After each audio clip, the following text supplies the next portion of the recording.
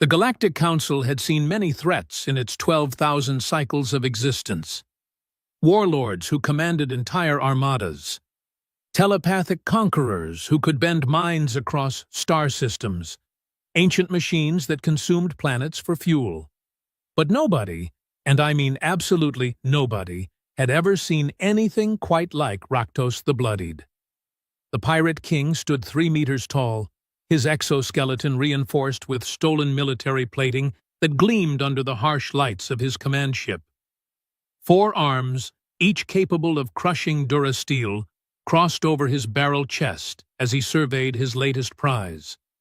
The viewing screen showed the luxury cruiser he'd just boarded, its passengers now cowering in the main deck, while his crew of cutthroats moved through the corridors like hungry predators. 53 hostages, his second-in-command, a Velthari female named Shrix, clicked through her mandibles, including Ambassador Telk and his entire diplomatic entourage. The Council will have no choice but to meet our demands. Ruthless let out a rumbling laugh that shook the deck plates. They'll pay. They always pay. 10 million credits per head, or I start spacing them one by one. I watched this unfold from my position at the communications array, my 3-fingered hands trembling slightly as I monitored the distress signals flooding every military channel within 5 sectors. As the ship's communications officer, I had no choice but to relay Ruthless's threats to the authorities. And believe me, the threats were creative. The Council's response came within the hour. Predictable, bureaucratic, a promise to negotiate, a plea for patience, a guarantee that no military action would be taken while talks proceeded. Ruthless had heard it all before. This was his 17th successful hijacking in 2 standard cycles. He knew the script better than the Council representatives themselves. What he didn't know, what none of us knew, was that the humans had other ideas. The first indication came 3 hours into the standoff. My console lit up with an incoming transmission, encrypted with codes I'd never seen before. Military grade, but not from any Council fleet. "Unknown vessel approaching," I called out, my voice cracking slightly. "Single ship, small, refusing to identify." Ruthless uncrossed his upper arms, his compound eyes narrowing. "Weapons? Scanning now." I manipulated the controls, feeling sweat begin to form on my dorsal ridge. "Minimal armament. Looks like a transport shuttle? Maybe a courier? Blow it out of space." Wait! Shrix held up one clawed hand. "It's broadcasting on an open channel, audio only." The voice that came through the speakers was calm, too calm. It had that strange, flat quality that human voices sometimes carried, like they were discussing the weather rather than a hostage situation involving 53 terrified sentients. "Ruthless, my name is Captain Elena Reeves, United Earth Diplomatic Corps.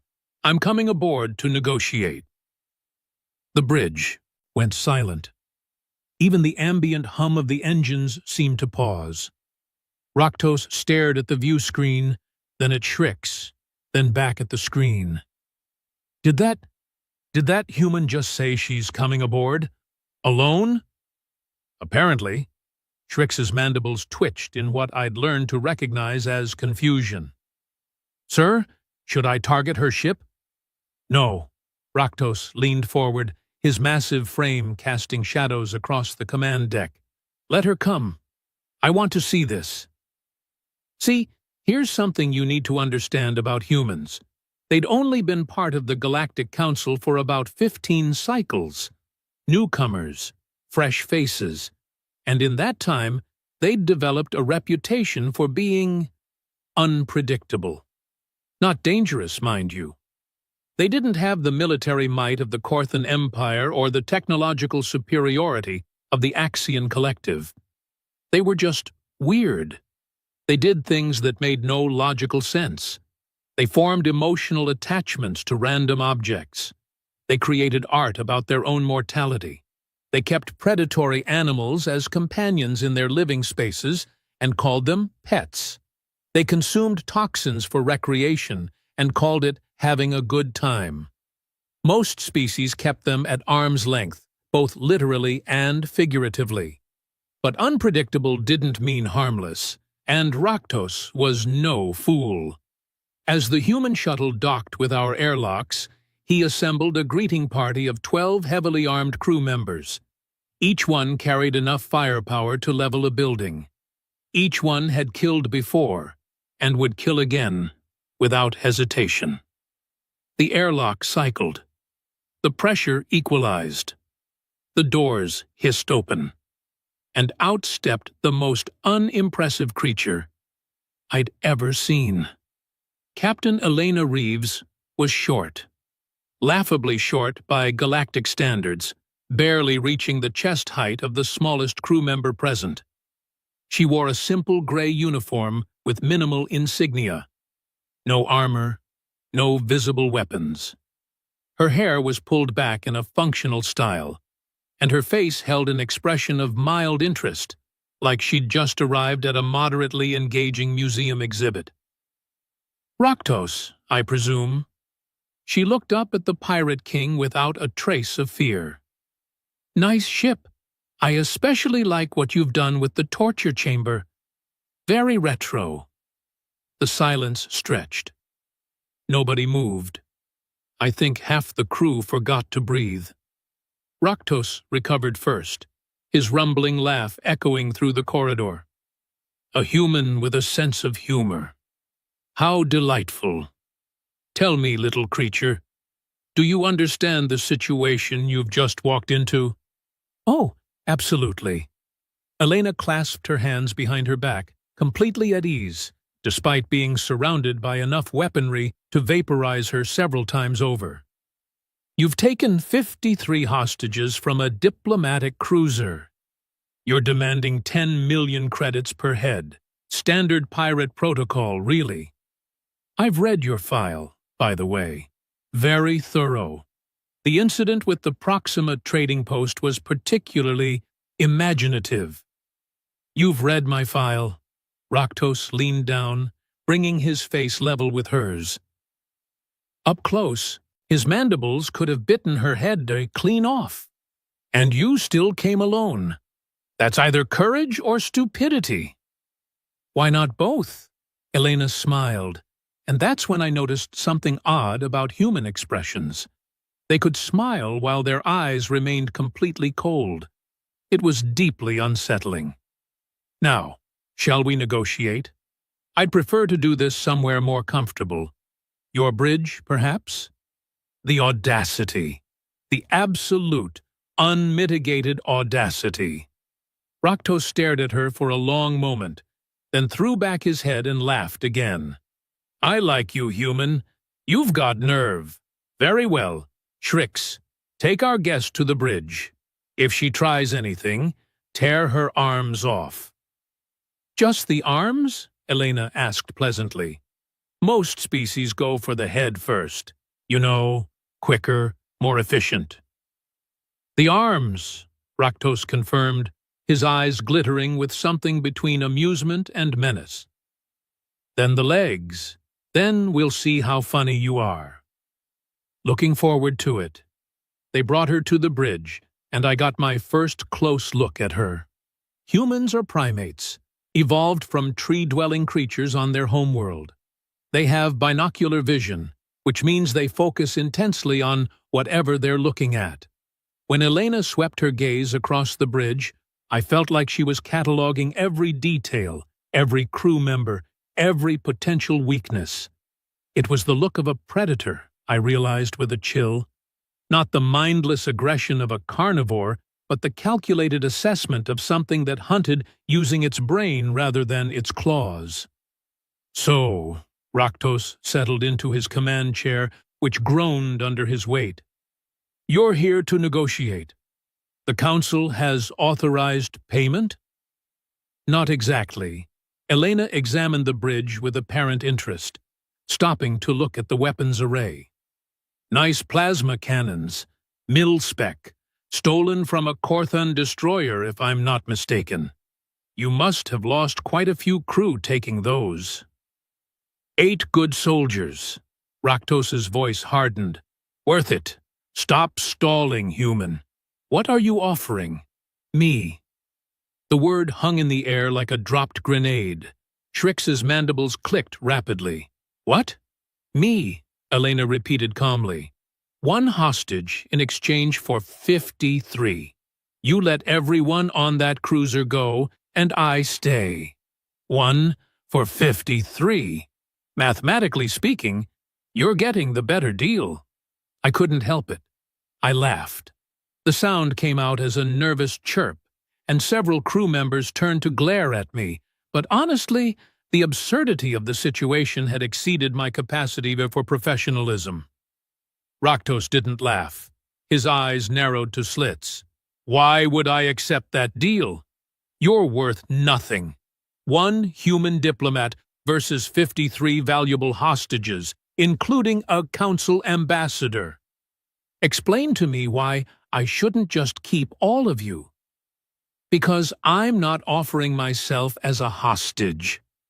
Elena's smile widened slightly. I'm offering myself as bait. Bait for what? For whoever comes to rescue me. The implication hit like a physical blow. Raktos surged to his feet, his full height, making him tower over the human like a mountain over a pebble. You're threatening me? You walk onto my ship, alone, unarmed, and you threaten me? No, no, no. Elena held up her hands in a placating gesture. I'm not threatening you. I'm offering you valuable information. See, right now, the Council is preparing their response. They'll send negotiators. Drag this out for days, maybe weeks. Eventually, they'll probably pay. But boring, right? No glory in that. No stories for the spacer bars. She started walking around the bridge, hands still behind her back, like she was giving a lecture. Several crew members raised their weapons, but Raktos waved them off, fascinated despite himself. But if you take me, Elena continued, if you specifically take a human hostage and let everyone else go, well, that changes everything. My people don't negotiate for hostages. We don't pay ransoms. We come get our people back, always. I have defensive systems that could repel an entire fleet. Raktos gestured at the tactical displays. Your little Earth vessels are barely capable of faster-than-light travel. You think I'm afraid of your military? Our military? No. Elena stopped walking, turning to face him directly. Our military follows rules, protocols, the Council's precious regulations about proportional response and collateral damage. But when a human gets taken, when one of our own is held hostage, that's when we send the other ones. What other ones? The ones who don't follow rules. The temperature on the bridge seemed to drop several degrees. I checked my console, but the environmental controls hadn't changed. It was just the way she said it. Casual, matter-of-fact, like she was discussing an inevitable natural phenomenon. Raktos circled her slowly, all 4 arms flexing. You're bluffing, trying to scare me with stories. Humans are merchants and diplomats, not warriors. Everyone knows this. Mostly true, Elena agreed. But you're forgetting something important. We're also the species that climb to the top of our food chain on a planet actively trying to kill us. Predators 10 times our size. Diseases that could wipe out entire populations. Weather that could freeze or boil us depending on the season. We survived all of that without any natural advantages. No armored shells, no venomous fangs, no psychic abilities. She tapped her temple. Just this, and the absolute, stubborn refusal to give up, ever, on anything, for any reason. Shrix shifted uneasily. "Sir, perhaps we should reconsider." Silence. Raktos kept his eyes fixed on Elena. "So your plan is what? I take you hostage, and your people send their best warriors to rescue you. Then I kill those warriors, adding to my reputation. Is that it?" "Close," Elena said, "except for the part where you kill them. That's not really how it works." "Then enlighten me." Elena's expression didn't change, but something in her eyes did. A flicker of something cold and ancient. 5 cycles ago, Vraxian warlord took 3 human aid workers hostage on Helios Station, demanded weapons and safe passage. Earth sent a negotiator. The warlord thought he was tough, that he had leverage. He executed one of the aid workers on live broadcast to prove he was serious. She paused, letting the silence build. 36 hours later, that warlord and his entire operation ceased to exist. The station's security footage showed 12 humans entering through what should have been impregnable defenses. They weren't soldiers, the council checked. They were just people. A teacher, a cargo pilot, an accountant, a retired medical technician.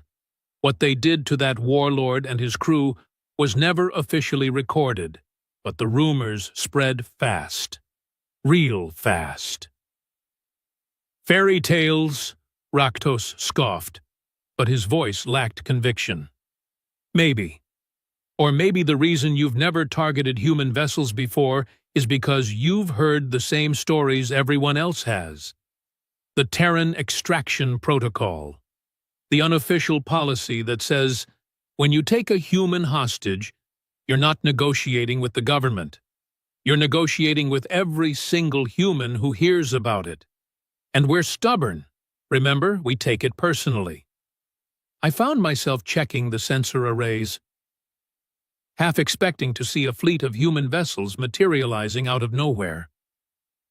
Nothing yet. Just the diplomatic cruiser, still locked in place, and Elena's small shuttle. Raktos was silent for a long moment. When he spoke, his voice was thoughtful. "You're asking me to believe that your species operates outside the Council's laws, that you have secret warriors who appear from nowhere to rescue captives, that I should be afraid of accountants and teachers." "Believe what you want," Elena shrugged. "I'm just offering you a choice. Take the boring route, negotiate with the Council, drag this out, eventually get your money. Or take the interesting route. Keep me, let the others go, see what happens. Your reputation either grows tremendously, or you become a cautionary tale. Either way, it'll be memorable." The tension on the bridge was thick enough to cut with a blade. Every crew member was watching their captain, waiting for the decision. I caught Shrix's eye, and she looked as uncertain as I felt. Raktos was a pirate, but he wasn't stupid.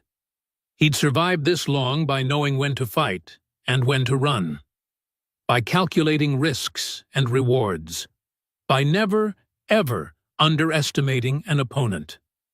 But he was also proud, and proud creatures often make interesting decisions. "Very well," he said finally. "I accept your offer, human. You stay, everyone else goes. But know this, if your mysterious rescuers come, I will enjoy tearing them apart. And you will watch." Elena nodded once. "Fair enough. I'll need to send a message to the cruiser. Let them know the deal. Standard diplomatic protocol." "Send your message," Raktos waved dismissively. "Then we'll see how long your courage lasts in the holding cells." I routed the URTS, communication through my console, and Elena spoke clearly into the pickup. This is Captain Reeves. I've negotiated the release of all hostages. You have safe passage to leave the area immediately. Do not attempt a rescue. Repeat. Do not attempt a rescue. I'll handle this. Reeves out. Short, professional, absolutely terrifying in its calmness. Within the hour, the diplomatic cruiser was gone, warping away to safety with all 53 former hostages aboard. And Elena Reeves sat in a holding cell 3 decks below the bridge, completely alone, except for 2 guards who looked distinctly uncomfortable with their assignment.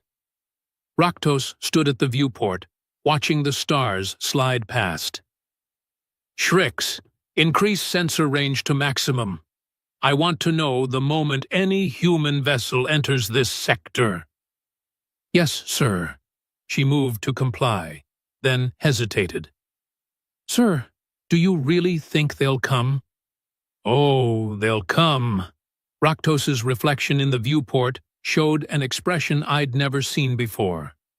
Not fear exactly, but something close.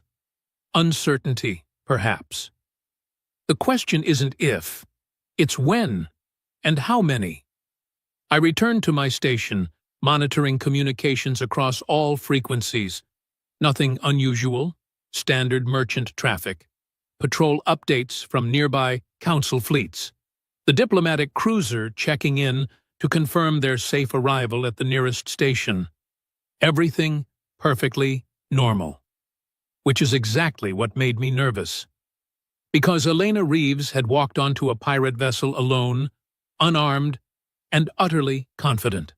And despite all logic, despite all tactical sense, despite everything I knew about hostage situations, I couldn't shake the feeling that we weren't the ones in control here. We were just playing our part in something that had already been set in motion. And somewhere out there, in the vast darkness of space, something was coming. The first 6 hours passed without incident, but the atmosphere on the ship changed. Crew members jumped at shadows. Arguments broke out over trivial matters. Even Ruthless seemed distracted, checking tactical displays every few minutes. I'd just finished my shift rotation when Shrix called me back to the bridge. We have movement, multiple contacts, emerging from FTL, human signatures. My stomach dropped. How many? Ruthless demanded. 15 ships. No, wait, 20, 30. Shrix's mandibles clicked frantically. Sir, they're everywhere. Surrounding us. How did they— Battle stations, Ruthless roared. All weapons hot. Prepare for— Sir, my voice came out as a whisper. They're not military vessels. Everyone turned to stare at my console. I pulled up the identification data, reading it with growing disbelief. Cargo freighter, personal yacht, mining tug, medical transport, survey vessel. They're civilian ships, all of them. Armed? Ruthless asked. I checked the weapons signatures. Standard defensive systems only. Nothing that could threaten us. Then, what are they doing here? As if in answer, every single ship began broadcasting on the same frequency. The voice that came through was different from Elena's. Male, younger, but with that same unsettling calmness. This is Captain Marcus Webb of the freighter Distant Star. We understand you have Captain Reeves aboard. We'd like her back now, please.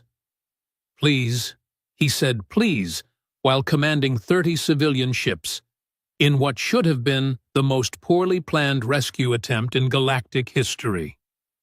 Ruthless leaned forward, activating the communication system. Your ships are no match for my weapons. Leave now, or I'll destroy every one of you before turning Captain Reeves into debris. There was a pause. Then laughter, actual laughter, echoed across all 30 ships. Yeah, we figured you'd say that.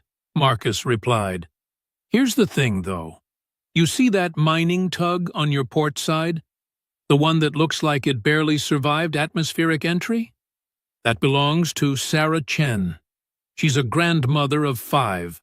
Lost her husband to pirates 10 cycles ago. Been working the asteroid fields ever since, sending money back to her kids.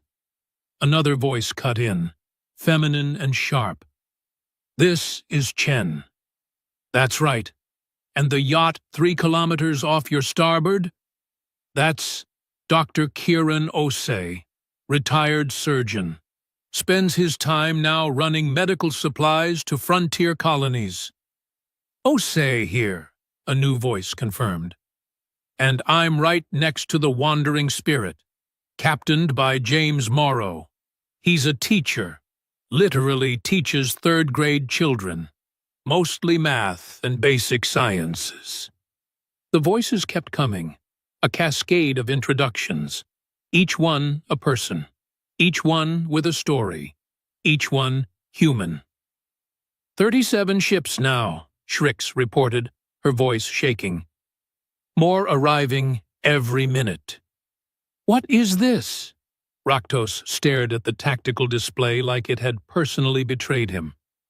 Some kind of psychological warfare? No, I said quietly, understanding finally dawning. It's worse. They're showing him that Elena wasn't exaggerating. Every single one of them came. The communication channel crackled again.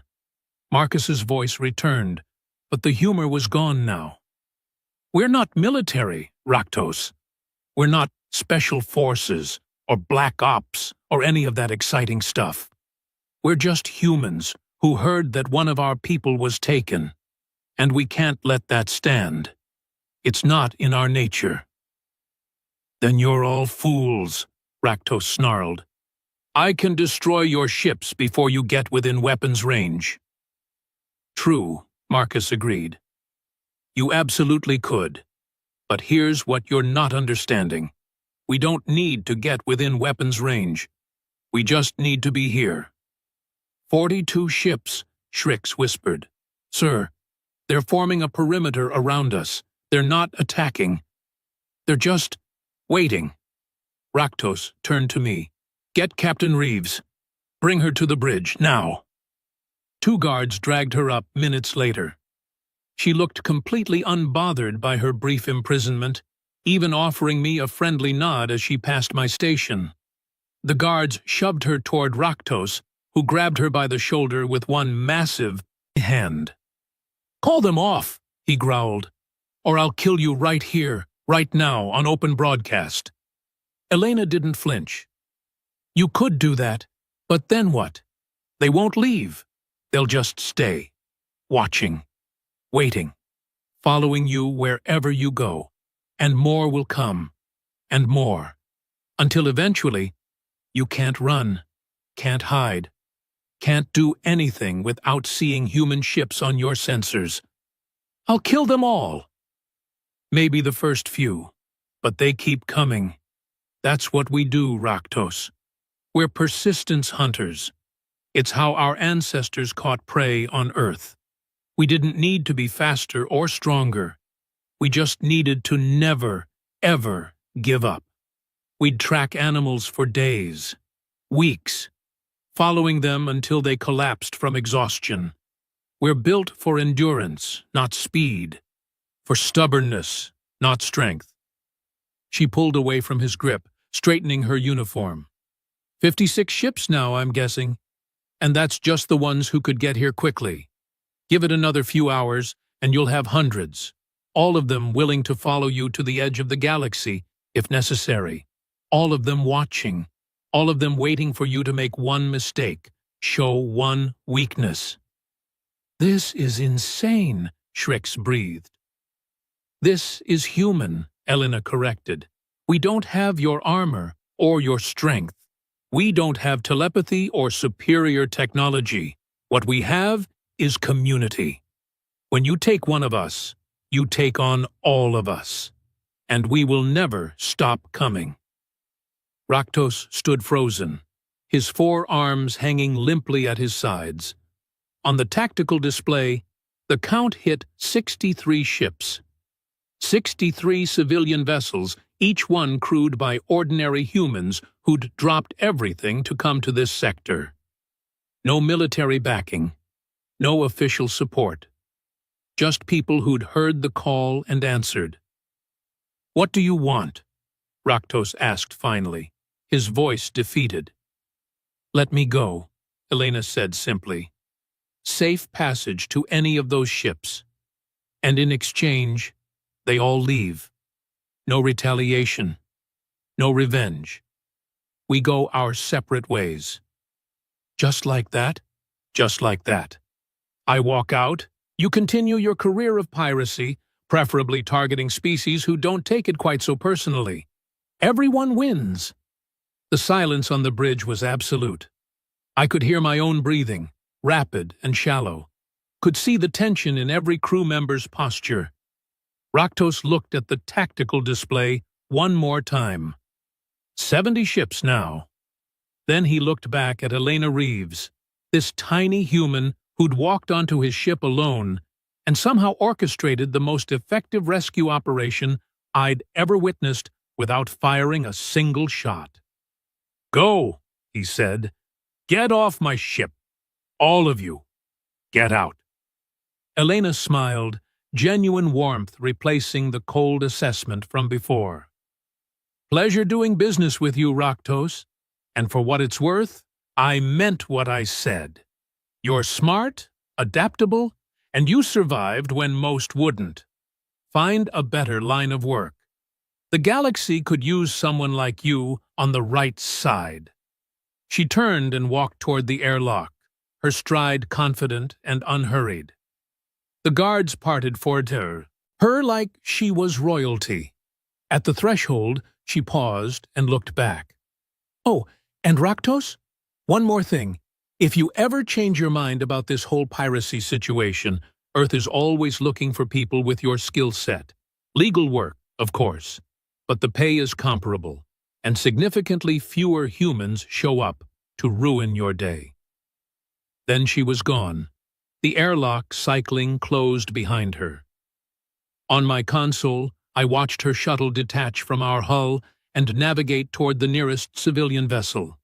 The moment she docked safely, all 70-plus human ships began turning away, firing up their FTL drives one by one. Within an hour, they were all gone, like they'd never been there at all. Except everyone on our ship knew they had been, and everyone knew they could come back. Raktos slumped in his command chair, looking older somehow, diminished. "Set course for the Frontier Nebula. Maximum speed. We need to disappear for a while." "Sir," Shrix ventured carefully, "what do we tell the crew?" "Tell them the truth." He stared at the empty space where 70 ships had been. "Tell them we just learned why nobody messes with the humans. Because they don't send armies or fleets or diplomats. They send people. Regular people who become something more when one of their own needs them." I started to plot the navigation course, my hands shaking slightly. I'd served on pirate vessels for 6 cycles, seen boarding actions, space battles, desperate escapes from military patrols, but I'd never seen anything like this. Never witnessed an entire species operate as one organism, responding to a threat against a single member with overwhelming force that somehow never fired a shot. As I watched the stars slip past, heading toward our hiding place in the nebula, I couldn't help but wonder what Captain Elena Reeves was doing right now. Probably filing reports. Maybe having a drink with some of those civilian captains who'd dropped everything to come get her. Probably smiling that unsettling smile and explaining to someone else why you never, ever take a human hostage. Because humans don't negotiate with pirates. They just show up. All of them. And wait. And that, as it turned out, was far more terrifying than any weapon in the galaxy. 3 standard cycles passed before we heard the name Elena Reeves again. 3 cycles of hiding in backwater systems, avoiding major trade routes, and watching Raktos slowly transform from a feared pirate king into a paranoid shadow of his former self. Every sensor blip made him jump. Every unidentified vessel sent him scrambling to check if it was human. The crew noticed. Of course they noticed. "Boss is losing it," muttered Grax, one of the gunners, during a meal rotation. His scales were dull from stress, a common condition spreading through the ship. "We haven't pulled a job in 2 months. Supplies are running low. Morale is worse." I pushed my ration paste around the tray, not really hungry. Can you blame him? You saw what happened. 70 ships, civilians, just for one person. Exactly my point. Grax leaned forward, his voice dropping. One person. She's gone now, back to Earth or wherever humans go. Why are we still hiding? Because once you see what humans are capable of, I wanted to say, you can't unsee it. Because Raktos understood something the rest of the crew didn't quite grasp yet. Those 70 ships weren't a one-time show of force. They were a promise, a demonstration of what happens when you cross that particular line. But I kept my thoughts to myself and finished my meal in silence. The call came on a Tuesday. Well, what passes for Tuesday in Galactic Standard Time. I was running diagnostics on the long-range communications array when an encrypted signal pinged my console. Military-grade encryption, but not from any military I recognized. My dorsal ridge prickled with unease. "Captain, we're receiving a transmission. Same encryption protocol as before." Raktos appeared on the bridge faster than I'd seen him move in weeks. "The humans? Can't confirm until I decrypt it, but the signature matches." "Play it." I routed the message through the main speakers. Static crackled, then cleared to reveal that now familiar calm voice. "Hello again, Raktos. This is Captain Elena Reeves. I hope you've been well. I'm reaching out with a business proposition. Interested parties should rendezvous at the coordinates I'm transmitting now. Come alone. Come armed if it makes you feel better. But come prepared to listen. You have 48 hours. Reeves out." The message ended. The bridge fell silent except for the ambient hum of ship systems. Shrix was the first to speak. "It's obviously a trap." "Obviously," Raktos agreed. But he was staring at the coordinates displayed on my screen with an expression I couldn't quite read. Why would she contact us specifically, after what happened? "Maybe she wants revenge," suggested one of the tactical officers. "Humans hold grudges. Everyone knows that." "If she wanted revenge," I said quietly, "she'd have taken it 3 cycles ago when she had 70 ships at her back. This is something else."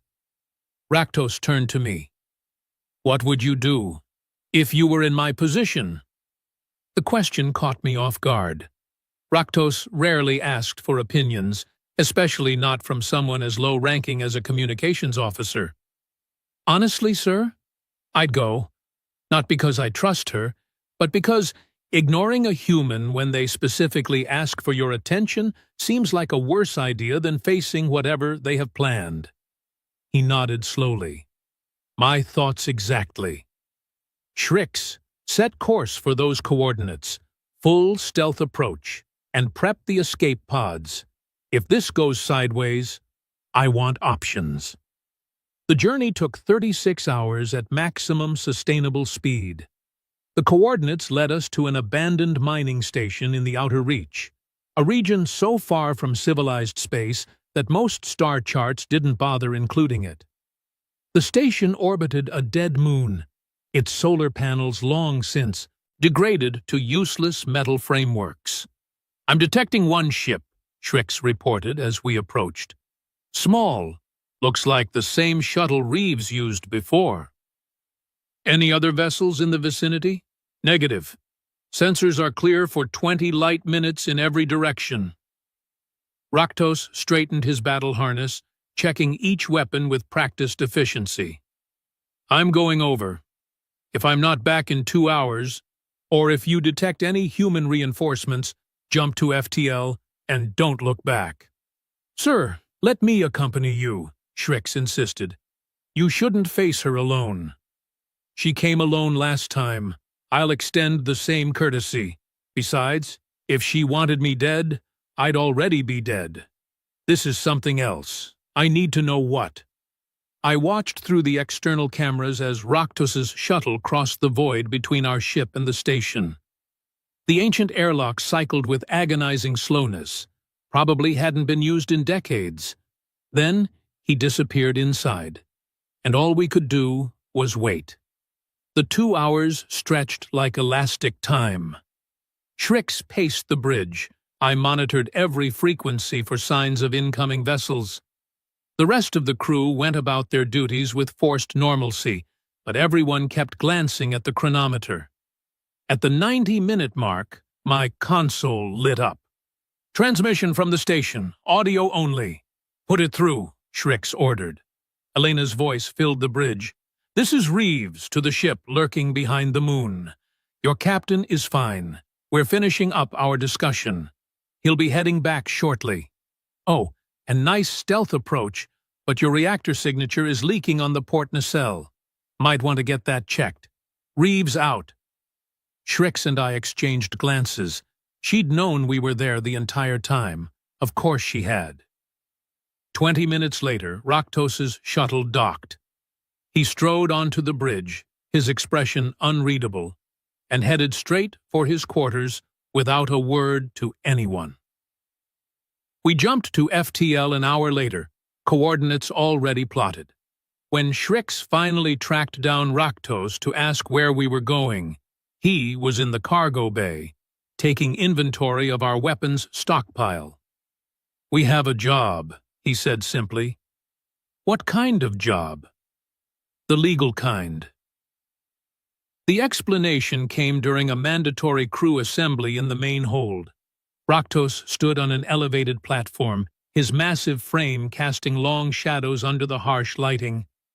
The entire crew was present, about 40 beings from a dozen different species, all confused and increasingly nervous. 3 cycles ago, Raktos began, his voice carrying easily across the space, a human walked onto this ship and changed everything. Not through force, not through threats, but by showing me what happens when you make an enemy of an entire species that refuses to operate by conventional rules. Murmurs rippled through the crowd. I stood near the back, watching reactions. Since then, we've been hiding, running, living like prey instead of predators. I'm tired of it. You're tired of it. So I met with Captain Reeves today, and she made me an offer. He paused, letting the tension build. Raktos had always had a flair for drama. The outer reach is falling apart. Colony worlds out here have no protection from raiders, slavers, or worse. The council fleets don't patrol this far out. Local militias are overwhelmed. So the human government is contracting private security firms. Mercenaries, essentially. But legal ones. Sanctioned ones. Ones that get paid very well to do exactly what we've been doing, just pointed at different targets. The murmurs grew louder.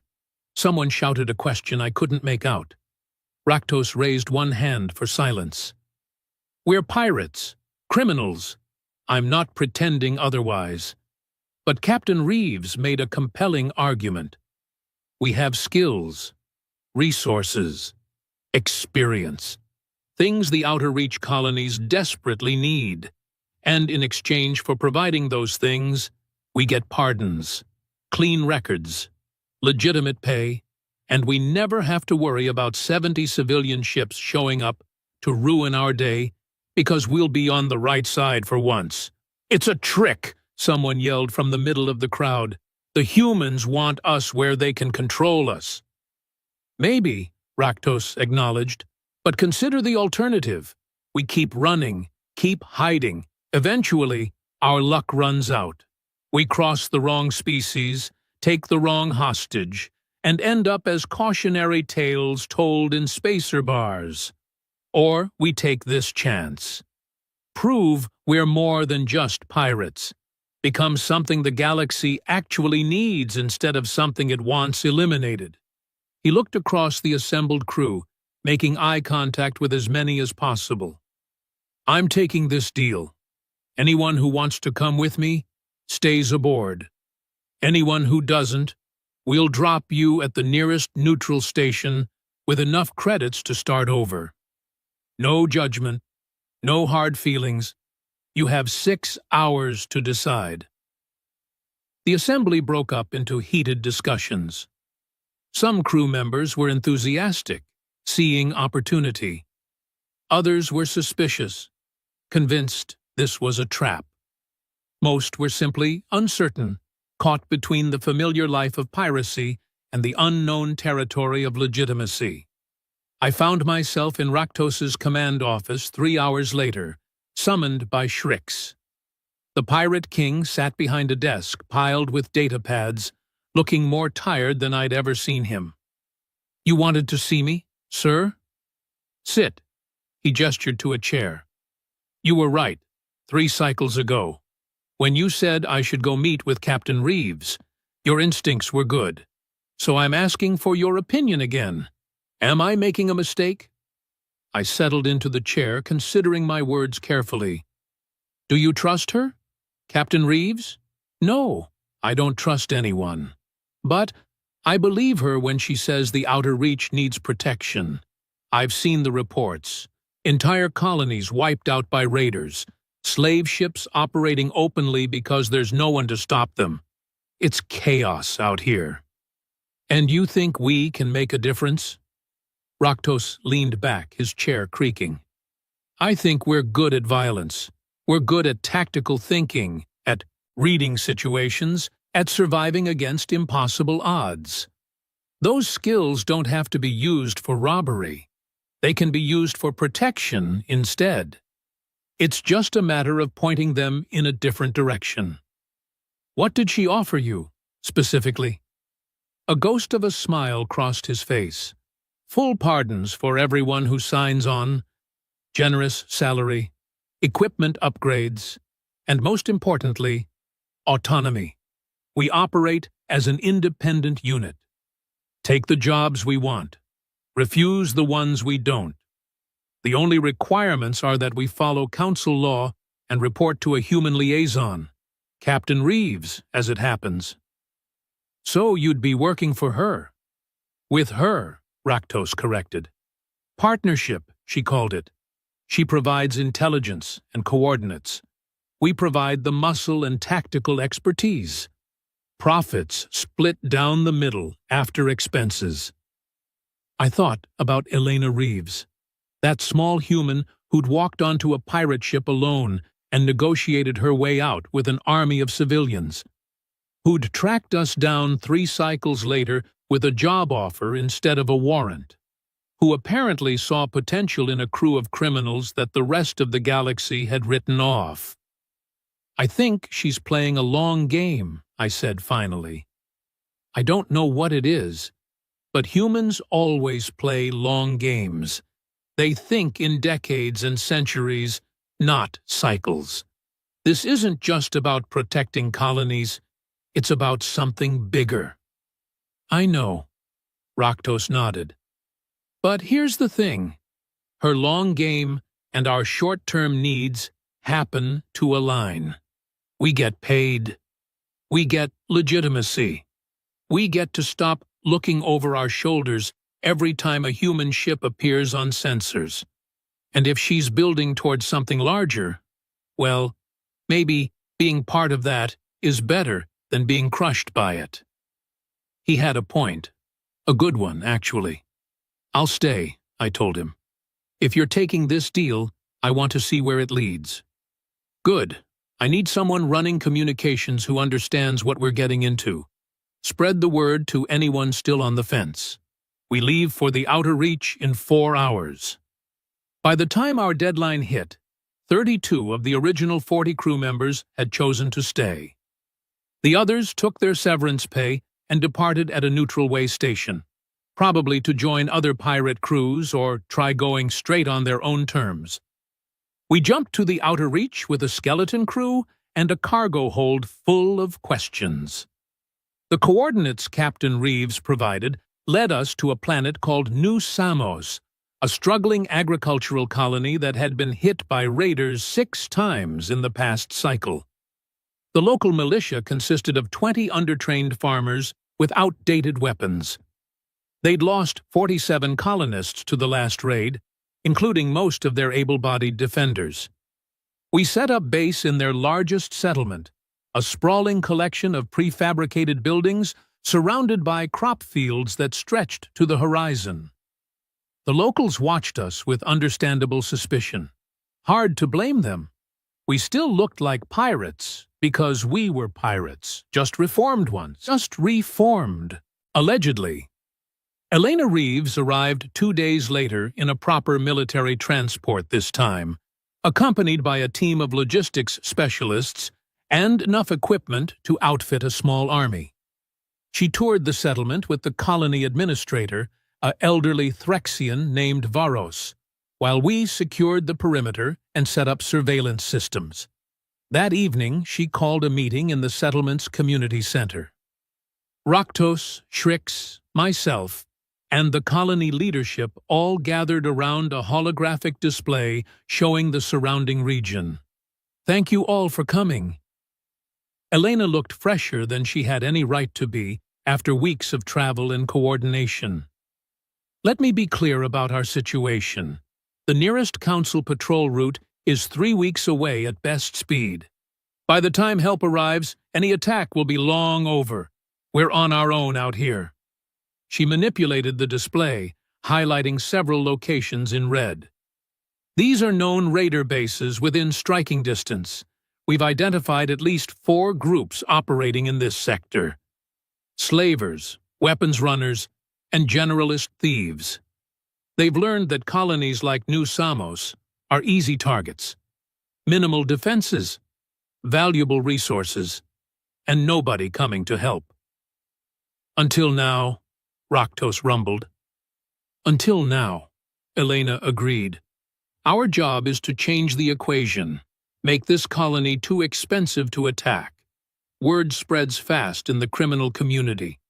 Once raiders know there's organized resistance here, they'll move on to easier targets. So we're bait, Shrix observed, drawing them in so we can eliminate them.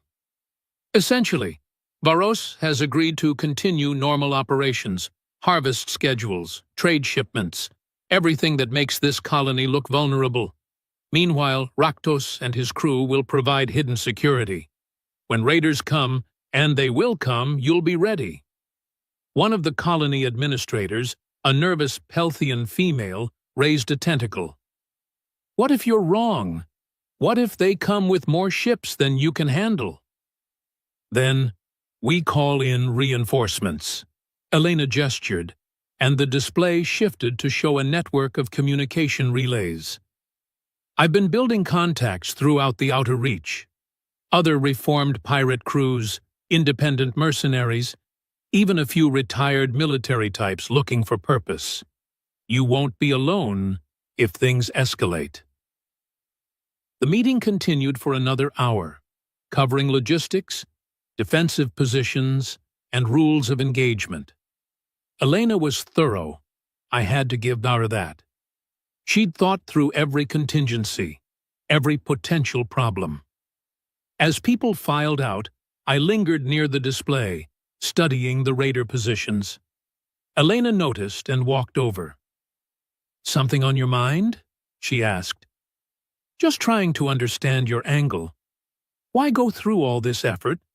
Setting up security networks, recruiting pirate crews, establishing bases. The Council has resources for this sort of thing. The council has bureaucracy, Elena corrected. They have committees and procedures and regulations that take months to navigate. Out here, people need help now, so we're providing it. We? You keep saying we. Who's we exactly? She smiled, that same unsettling expression from our first meeting. Let's just say Earth has realized something important. The galaxy is bigger than the core worlds. There are millions of beings living on the edge in places like this, trying to survive with no support. Help them, and you build relationships. Build enough relationships, and you build influence. Build enough influence, and suddenly you're not the new species everyone ignores. You're the one people turn to when things get difficult.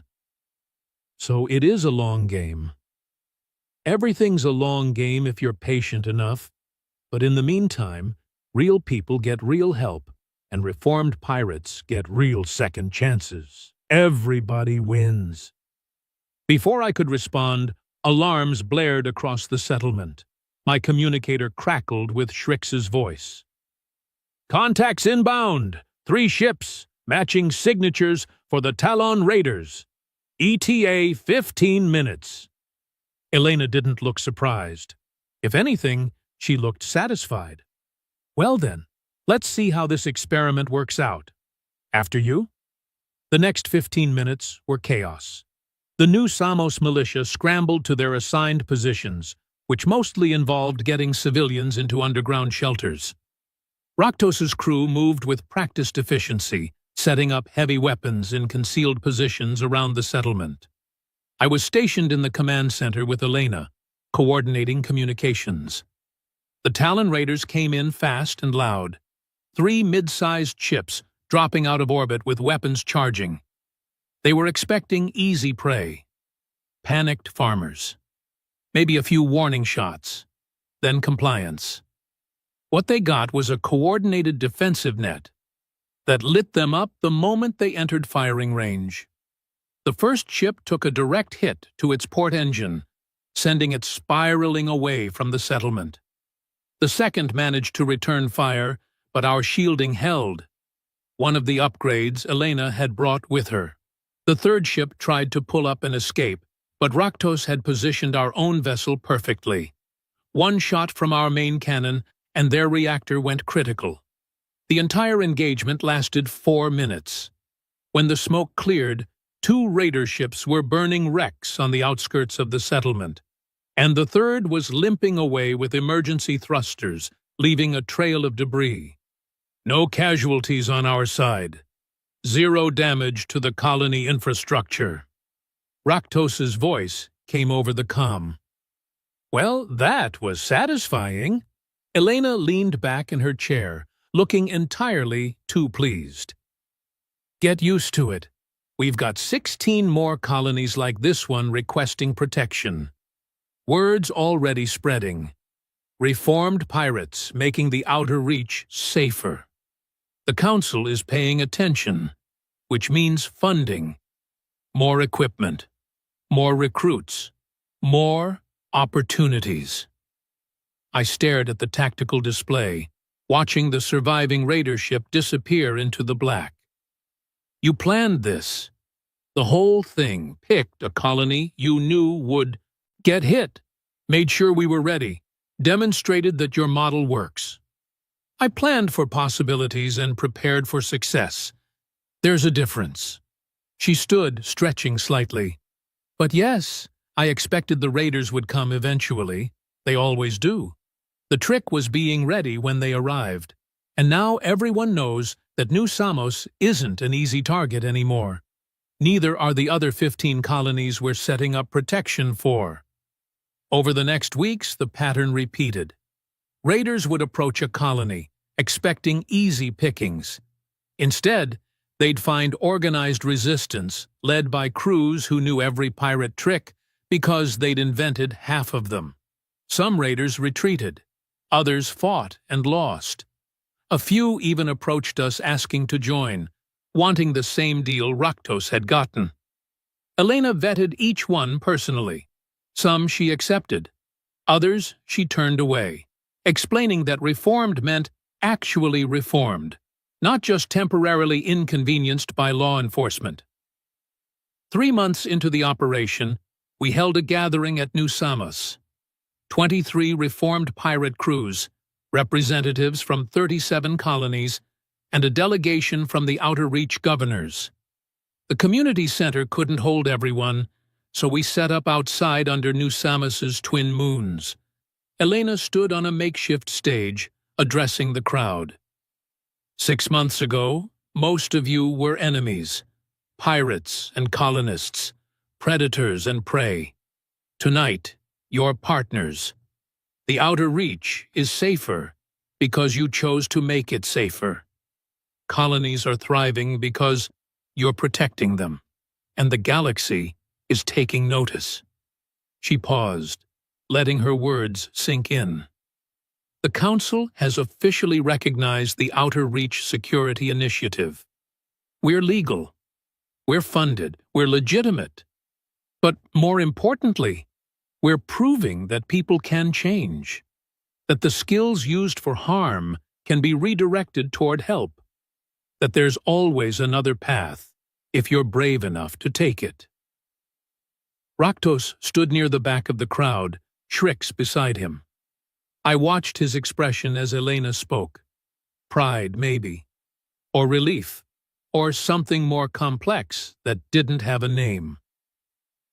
When the speeches ended and informal socializing began, I found myself standing with both Raktos and Elena near the refreshment table. You did good work, Elena told Raktos. All of you did. The reports from every colony are positive. Attack frequency is down 40% across the region. Trade is improving. People feel safe. We did what you paid us to do, Raktos replied. But there was no hostility in his tone. Though I'm starting to suspect you had additional motives beyond just protecting colonies. Always, Elena smiled. But transparent ones. Humanity wants to prove we're valuable members of the galactic community.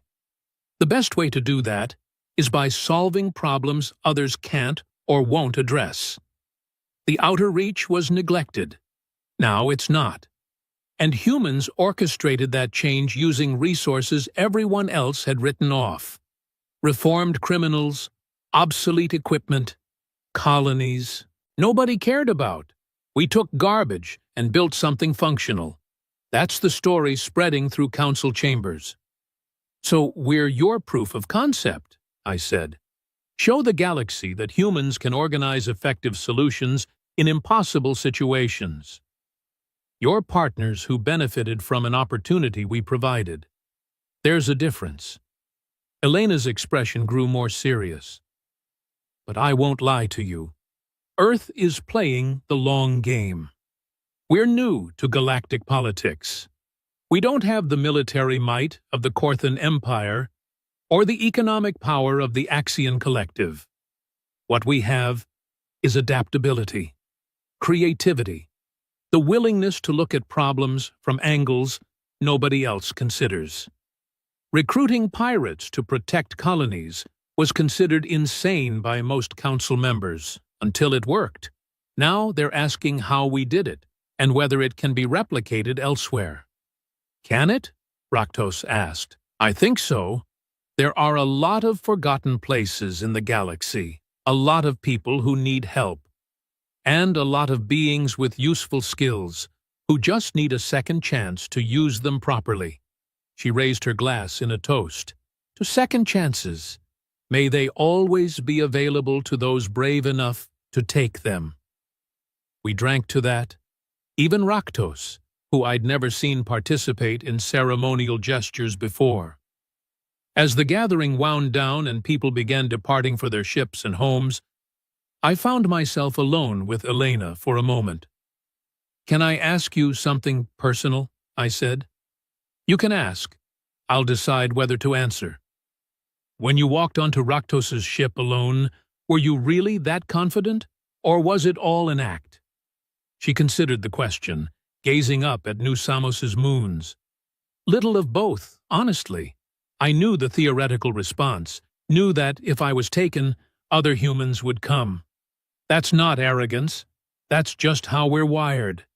We take care of our own. But standing there, surrounded by pirates with weapons that could vaporize me, yeah, I was scared. Terrified, actually. You didn't show it. That's the trick, isn't it? Confidence is often just fear that's been properly dressed. The galaxy respects strength, so you project strength, even when you're calculating how quickly you could reach an escape pod. She turned to me, her expression softer than usual. But here's what I've learned. Every species has something that makes them special. For humans, it's community. We survive through cooperation, through showing up for each other, even when it's dangerous or inconvenient. That's our superpower, if you want to call it that. Not technology, or telepathy, or physical prowess, just the stubborn insistence that none of us are alone, unless we choose to be. She clapped me on the shoulder, a very human gesture. You made a good choice, staying with Raktos. I think you're going to see interesting times ahead. Is that a promise or a threat? With humans, it's usually both. 5 cycles later, the Outer Reach Security Initiative had expanded to cover 200 colonies across 3 sectors. Reformed pirate crews numbered in the hundreds. Attack rates had dropped 78%. Trade routes that had been abandoned were reopened. Children could play outside without fear. Raktos commanded a fleet now, not just a single ship.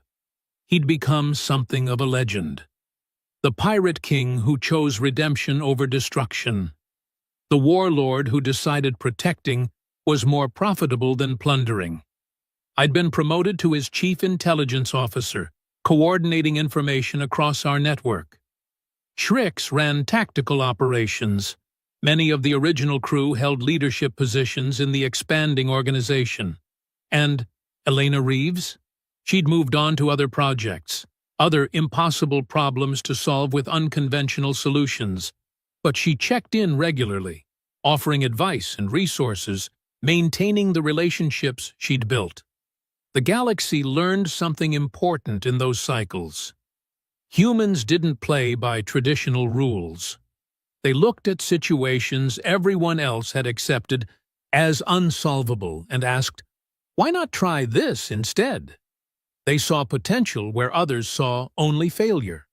They offered second chances when conventional wisdom said some people were beyond redemption. Were they manipulating the situation to Earth's benefit? Absolutely. Elena had been clear about that from the start. But their manipulation involved making the galaxy genuinely better, safer, more prosperous, more willing to give people opportunities to change.